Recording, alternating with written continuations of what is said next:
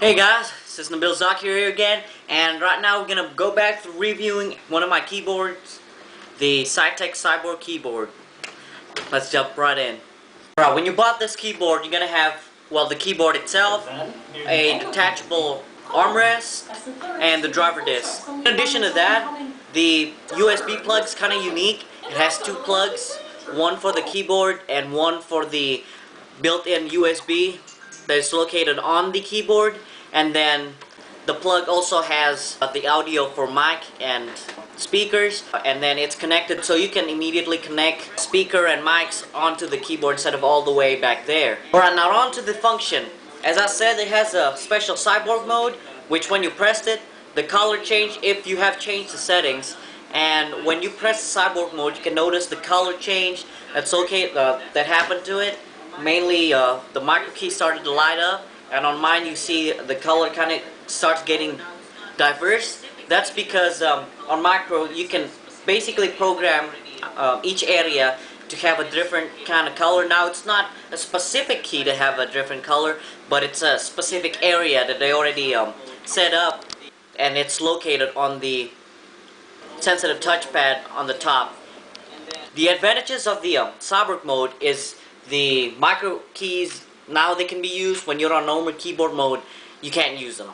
And then the annoying Windows key is lock right here, so it doesn't matter when you press it, nothing's gonna happen in your game, so you can press Control Alt with confidence. Because for me, I need this mode because when I'm gaming, I like to accidentally press the Windows key and get frustrated because I quit my game without even me knowing it.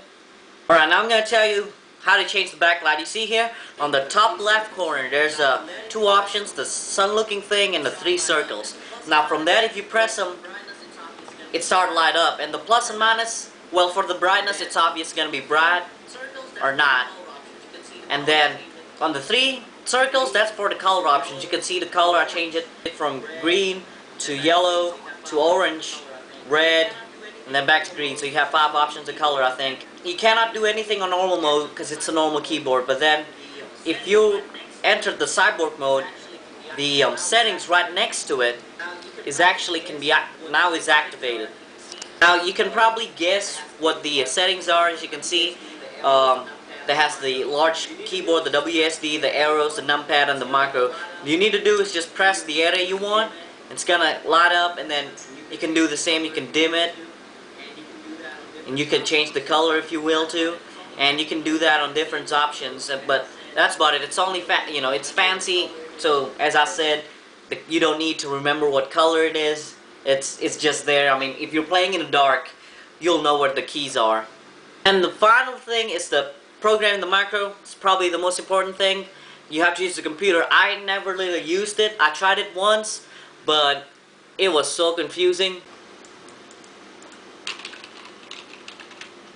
On the screen right now, you have my program going on. You see I'm typing this in there, and then all I need to do is, I guess, just move it and copy it to the micro, and there you have it. As you can see, I put the letter E on it, so supposedly when I open Notepad and press, I program it on key number 6. Supposedly when I press key number 6, the letter E will pop out, and you can see it actually pops out, so which means I got it right. Well, the verdict, this keyboard is good. You know, if you want a cheap gaming keyboard, after a long research I found this one was the least fancy, and it's all I need. It's not a fingerprint magnet like some, it's not too expensive, it's quite responsive for me. The backlighting makes it fancy because, you know, as I said, you can change the color. You don't need to see the keyboard, you can just see the reflection of the light. Of course, there's the audio and mic cable that is built in immediately in the keyboard, which makes it easy if you want to change from speakers to headphones. And then there's a built-in USB too, so you can plug your mouse there or whatever you want there. I personally put my mouse so I won't have too much cable clutter back there, and the mouse will be, you know, much more free than it is now. And if you might notice it, my mouse is the Cyber Sniper. And you can check my review too by clicking on the mouse right there. But yeah, back to the keyboard. It's okay. The micro key is a bit annoying for me because I think it's a bit too far. I have to stretch my pinky so far to just press the button, and you know, you have to press it in such force because it's not just a tap, you have to kind of press it. So that's why I told you guys I never used it, because I have to went out of my way, put my hand away from the keyboard and press the micro keys in order to actually, you know, press them. Otherwise I'm just gonna be tapping them and nothing's gonna happen. But then again, this thing is sweet looking, looks futuristic, the colors are fancy. You know, it might not suit your computer, but I don't know, that I bought it just because it's cool looking. The chrome is kind of a gimmick because it's gonna be slippery.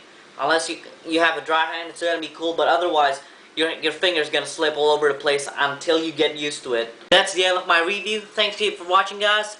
If there's any question, just post it in the comment box below. I'll try to answer it if I can, and I'll see you guys soon. Videos, I got vlogs and maybe other reviews. I know I don't have much yet, but it'll get there eventually. See you guys later.